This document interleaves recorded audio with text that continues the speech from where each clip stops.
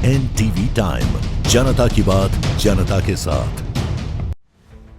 स्वच्छता को प्राथमिकता देते हुए अंबाजी में होगा भव्य भादरवी पूनम मेला। पहली बार 2606 फीट ऊंचे पर्वत पर चढ़ाई का आयोजन।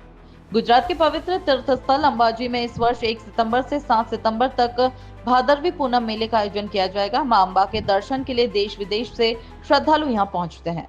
मेले को लेकर जिला कलेक्टर मिहिर पटेल, मंदिर प्रशासक कौशिक मोदी व अन्य अधिकारियों ने सेवा शिविर संचालकों के साथ बैठक की।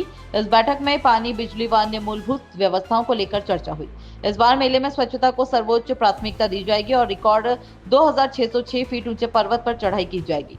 राज्य सरकार, जिला प्रशासन और श्री आरासुरी अंबाजी ट्रस्ट के संयुक्त प्रयासों से मेला और भी भव्य बनाया जाएगा। विभिन्न शहरों से आए हजारों सेवा शिविर आयोजकों ने इस बार अपनी सहभागिता की पुष्टि की है।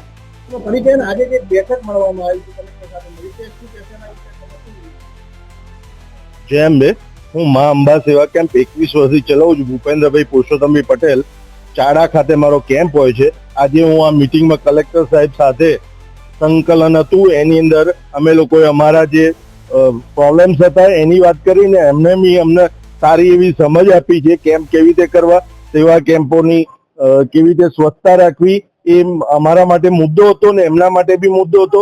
અને ફેસિલિટી મોર વધે અને પદયાત્રીઓને ફેસિલિટી મળે એ માટે તથા કચરાની ગંદકી ના થાય એ માટેની આ મીટિંગ હતી। ખૂબ જ આનંદ આવ્યો અને એમણે ખૂબ જ સારો રિસ્પોન્સ કર્યો છે।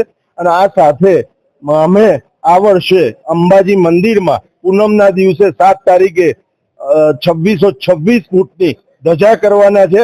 આગળ બી 1515 ફૂટની વર્લ્ડ રેકોર્ડ ધજા કરી હતી, એક વિશ્વ રેકોર્ડ છે। આ સાથે સેવા કેમ્પ અમે છેલ્લા 18 વર્ષથી દાતા ખાતે રતનપુર અમે કરીએ છીએ।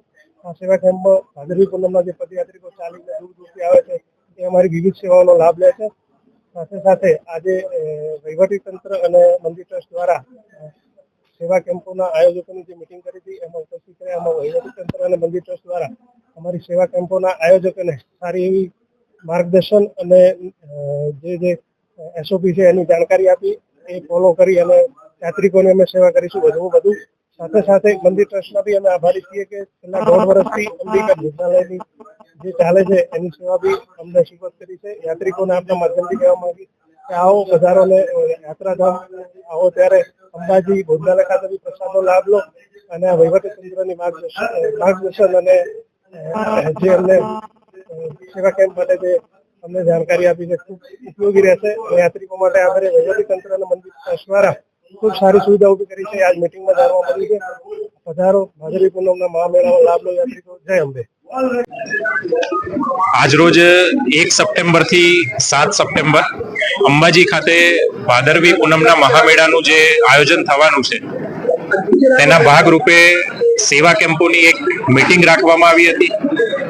વર્ષોથી અંબાજી ભાદરવી પૂનમના મહામેળામાં જે લાખો માઈ ભક્તો આવે છે તેમની સેવા માટે, પછી એ ભોજનની સુવિધા હોય, વિસામાની સુવિધા હોય, મેડિકલની સુવિધા હોય, અનેક જે સેવા કેમ્પો છે એ નિસ્વાર્થ ભાવે આ માઈ ભક્તોની સેવા કરવા માટે અલગ અલગ જે કેમ્પો છે એ અંબાજી તરફના રૂટ ઉપર નાખતા હોય છે।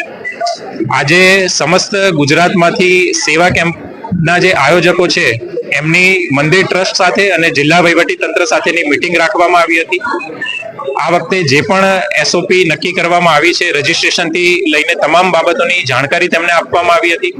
ખાસ કરીને જે સ્વચ્છતા છે અને સ્વચ્છતા માટે શું સુવિધા ઊભી કરવામાં આવી છે એના ઉપર પણ વિશેષ ભાર આપવામાં આવ્યો હતો।